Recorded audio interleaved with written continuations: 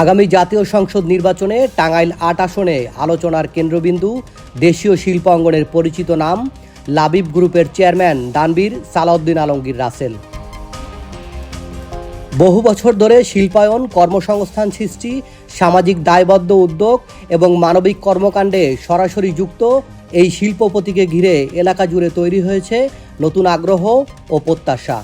2008 সাল থেকে এই পর্যন্ত মানুষের সেবা করে যে যাইতেছে, এটা আমি নিজ চোখে দেখছি আর কি। 20 বছর ধরে তার সাহায্য চেয়ে আমরা চলতেছি, অনেক সাহায্য পেয়েছি।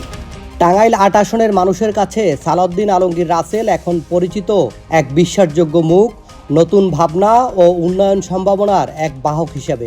ব্যবসায়িক সুনামের পাশাপাশি এলাকার মানুষের সঙ্গে তার ঘনিষ্ঠ সম্পৃক্ততা, স্কুল কলেজ উন্নয়ন, মসজিদ মন্দিরের সহায়তা, অসহায় মানুষের পাশে দাঁড়ানো, এসব কাজের মাধ্যমেই তিনি সাধারণ মানুষের হৃদয়ে জায়গা করে নিয়েছেন। স্থানীয়দের মতে দীর্ঘদিন অবহেলিত বাসাইল সখীপুর অঞ্চলের উন্নয়নে একজন সফল উদ্যোক্তার নেতৃত্ব গুরুত্বপূর্ণ ভূমিকা রাখবে। 8 নং ওয়ার্ডে এমন কোনো বাড়ির কোনো ঘরের মা বোনেরা কহারবো না, কারণ যে তার সামগ্রী পায় নাই। রোজার মধ্যে খাদ্য বিতরণ দেয়, আমরা তাও পাই। আমার জন্য সে যে উপকার করছে, আমার বাপের তুল্য উপকার করছে। সে গাবি দিছে, টাকা দিছে। পোলাপান লেখাপড়া থেকে শুরু দিয়ে একটা মানুষ অসুস্থ হইতেছে, তার সেবা করতেছে, অনেক কিছুতেই সে আমাদের পাশে আছে।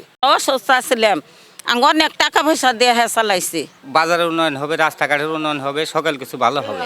রাস্তা চাইছি, ইট বালু যার দরকার 2-3 লক্ষ টাকার মাল দিছে আমারে।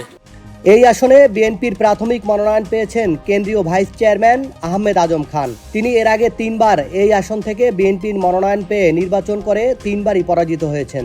সাম্প্রতিক সময়ে টাঙ্গাইল জেলা মুক্তিযোদ্ধা সংসদের আহ্বায়ক খালেক মণ্ডলকে মারধর করার হুমকি দিয়ে সারা দেশে ব্যাপক সমালোচিত হন তিনি, এবং স্বাধীনতার 54 বছর পর নিজেকে মুক্তিযোদ্ধা দাবি করেন আহমেদ আজম খান।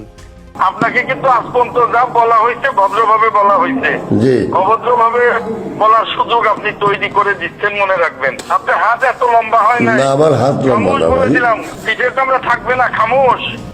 আহমেদ আজম খানের বিরুদ্ধে আওয়ামী লীগকে পুনর্বাসন করার অভিযোগ এনে স্থানীয় বিএনপির প্রায় 200 নেতাকর্মী পদত্যাগ করেছেন।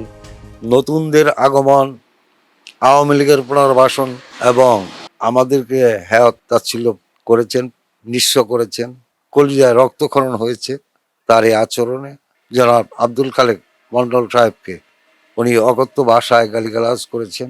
উনি যে মুক্তিযুদ্ধ দাবি করেছেন, উনি বলেছেন আমি মুক্তিযোদ্ধা, আহমেদ আজম খান মুক্তিযোদ্ধা, এটা ভুয়া বানোয়াট। অ্যাডভোকেট আহমেদ আজম খান ওনার কিছু স্বেচ্ছাসারিতে আছে। ইতিপূর্বে গত কয়েকদিন আগে আমার ইউনিয়নে উনি আওয়ামী লীগের নেতৃবৃন্দ নিয়ে উনি প্রোগ্রাম করেছে, এবং সেই ঘটনা থেকেই আমরা মূলত দলীয় পদ থেকে পদত্যাগ করেছি। সখীপুর বাসাইলের সাধারণ মানুষের মতে এই আসনে পরপর 3বার পরাজিত বিএনপির প্রার্থী আহমেদ আজমকে আবারও মনোনয়ন দেওয়া নিঃসন্দেহে একটি ভুল সিদ্ধান্ত। আজম কয়েকবার দাঁড়াইলো আর মানুষের ভোট দিতে না, ও দেশ থাকে না, ওরা ভোট দেয় মানুষ কি করবো। তার তো এর আগেও 3বার করে ভোট দেওয়া হয়েছে, 3বারে তো 3 পাস করা হয় নাই। ওনাকে ভোট দিব, এটা হয়তো দলগতভাবে দিতে পারে, কিন্তু জনগণের ভোট হয়তো পাবে না। মনোনয়ন পাইলে যে তাকে ভোট দিতে হবে এমন তো কোনো কথা না। যে মানুষটা আমার কাছে ভালো লাগবে ঠিক তাই আমি ভোট দিই, আমি বাজে মাসের ভোট দিতে আমি রাজি নাই। এর আগেও তো একবার হয়ে আইছি, এর জনগণ চায় যদি আমরা সারা দিনে ভোট না দিতে ভোটই দিব না, সোজা কথা। 2 যুগ ধরে যিনি নিঃস্বার্থভাবে এই এলাকার মানুষের সুখী দুঃখে পাশে থেকেছেন, বিপদে সহযোগিতার হাত বাড়িয়ে দিয়েছেন, তিনি দানবীর সালাউদ্দিন আলমগীর রাসেল। স্থানীয়দের বিশ্বাস, যদি তিনি জনপ্রতিনিধি হওয়ার সুযোগ পান তাহলে এই অঞ্চলের উন্নয়ন, শিক্ষার প্রসার, কর্মসংস্থান এবং মানুষের জীবনমান বদলে যাবে। সালাউদ্দিন একের লোক, তার ছাড়া আর কাম হবো না।